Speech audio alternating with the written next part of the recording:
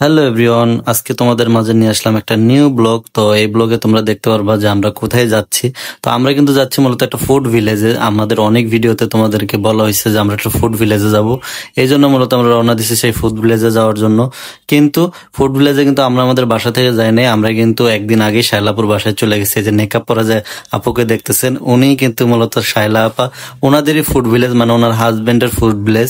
তো এখানে আমাদেরকে ইনভাইট করা হয়েছে। আমরা কিন্তু আগের দিন রাত্রেই চলে গেছি। তো রাত্রের কিছু ভিডিও কিন্তু তোমরা দেখতে পাইছো, আর যারা দেখো না অবশ্যই দেখে আসবা।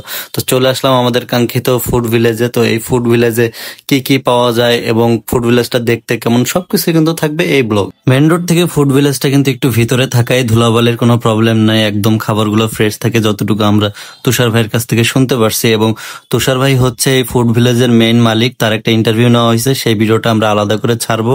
তো আমরা সরাসরি চলে যাব তার অফিসে, যেহেতু আমরা ভিডিও করব প্রত্যেকটা দোকানের, এই জন্য তার থেকে একটু পারমিশন নেওয়ার আছে, বা কোনো দোকানদারের কোনো সমস্যা আছে কিনা সবকিছু আমরা জানার পরে আমরা টোটাল ভিডিওগুলো করব, এবং সবগুলো ভিডিও তোমরা পরপর আমাদের পেজে পেয়ে যাবে। ফুড ভিলেজে যতক্ষণ ছিলাম এত পরিমাণ মজা হয়েছে যে এটা তোমাদেরকে বইলা বুঝাইতে পারবো না। আসলে হয়তো ভিডিওতে এত কিছু ক্যাপচার করা সম্ভব না, কিন্তু অনেক বেশি মজা করছে এবং প্রত্যেকটা দোকানদার অনেক বেশি মিশুক ছিল। এবং ফুড ভিলেজটাও আমার কাছে অনেক বেশি ভালো লাগছে, এবং রেস্টুরেন্টের যে ডেকোরেশন গুলো সেগুলোও কিন্তু অনেক বেশি ভালো লাগছে। সর্বপ্রথম আমরা যে রেস্টুরেন্টে প্রবেশ করছি, সেই রেস্টুরেন্টে আমাদেরকে লাইভ পিজা বানানো দেখানো হয়েছে, এবং সেই লাইভ পিজা বানানোর যে ভিডিওটা সেটা কিন্তু আমরা আপলোড দেবো, তোমরা কিন্তু অবশ্যই দেখবা। তারপরে আমরা এখানে শাকিলার হাঁসের মাংস খাইছি, মানে শাকিলার হাঁসের মাংস না, তবে শাকিলার মতো এক মহিলা উদ্যোক্তা আছে এই মার্কেটে, যিনি হাঁসের মাংস বিক্রি করে এবং খিচুড়ি, ভর্তা, আরো অনেক কিছু বাঙালিয়ানা খাবার বিক্রি করে। যারা বাঙালিয়ানা খাবার খেতে পছন্দ করো তারা কিন্তু অবশ্যই এখানে যাবা। আর এই মার্কেটে কিন্তু একজন মাত্র নারী উদ্যোক্তা আছে, যেটা আমার কাছে খুব বেশি ভালো লাগছে। এবং প্রত্যেকটা দোকানের কিন্তু ভিডিও আছে, এবং প্রত্যেকটা দোকানের কিভাবে ডেকোরেশন এবং কিভাবে তারা খাবার সার্ভ করে সবার সাথে আমরা কথা বলছি, সেই ভিডিওগুলো পরপর তোমরা পাবা।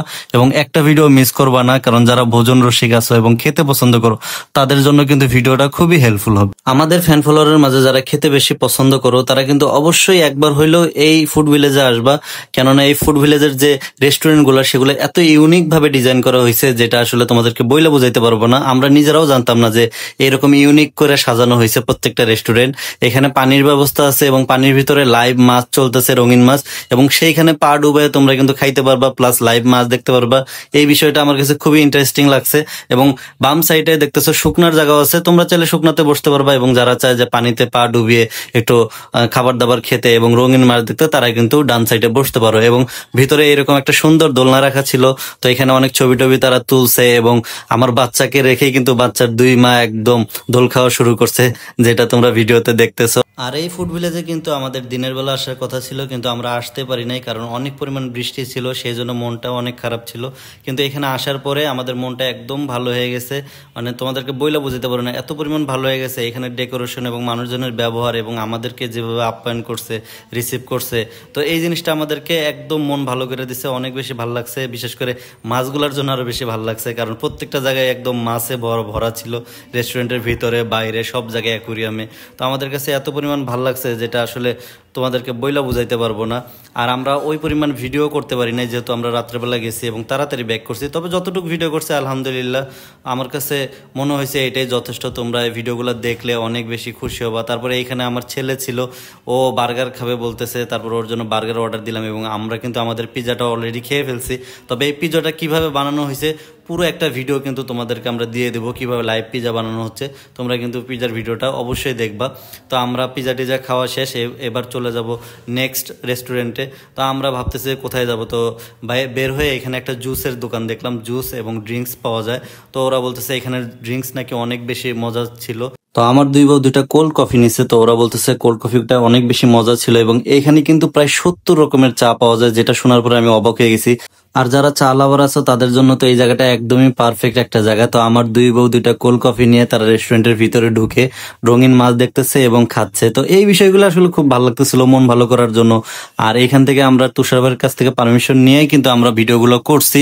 তো উনি আমাদেরকে পারমিশন দিয়েছে এবং উনি আমাদের সাথে হেল্প করছে, আমাদের সাথেই ছিল। তবে আমরা তাকে ক্যামেরায় অতটা ক্যাপচার করি নাই, আমরা আমাদের মতো ভিডিও করছি। এবং ভিডিওগুলো অবশ্যই তোমাদের জন্যই দেওয়া, কারণ অনেকেই চাও যে নিত্য নতুন জায়গায় যাইতে, ঘুরতে।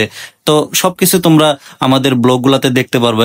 আর তোমরা যারা এই ফুড ভিলেজে আসতে চাচ্ছ কিভাবে আসবা, তো এটা জানার জন্য আমাদের সবগুলো ভিডিও দেখতে হবে, কারণ সবগুলো ভিডিওর শেষে আমরা কিন্তু এই জায়গার লোকেশনটা দিয়ে দিছি যাতে করে তোমরা খুব সহজে আসতে পারো। আর এখন আমার ছোট বউ যে রেস্টুরেন্টে দাঁড়িয়ে আছে এটা হচ্ছে হেলাল মামার হালিম ঘর। তো এই ব্যক্তিটা কিন্তু খুবই ভাইরাল এবং তার এই হালিমটা কিন্তু এই এলাকায় খুবই জনপ্রিয়।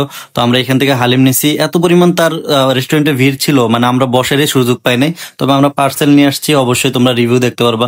আমরা খেয়ে অবশ্যই তোমাদেরকে রিভিউ দিব যে আসলে কেমন ছিল তার হালিমগুলো। তো আমরা সবকিছু শেষ টেস করে ভিডিও শেষ করে আমরা বাড়ির উদ্দেশ্যে রওনা দিছি, কারণ অনেক রাত্র হয়ে গেছে। আর এখান থেকে কিন্তু আমরা হালিমের পাশাপাশি ঘি, মধু আরো অনেক কিছু নিচ্ছি। আমরা শুনছি এখানের ঘি এবং মধুগুলা নাকি একদম ন্যাচারাল, অর্গানিক এবং কোনো ভেজাল নাই, ভেজাল মুক্ত। তো এইটা শোনার পরে তো আর লোভ সামলাইতে পারে না আমার দুই বউ। তো বলতেছে, আমার বড় বউ কিন্তু এমনিতেও ঘি লাভার, তো বলতেছে তাহলে আমি একটু ঘি নেই এবং মধু নেই।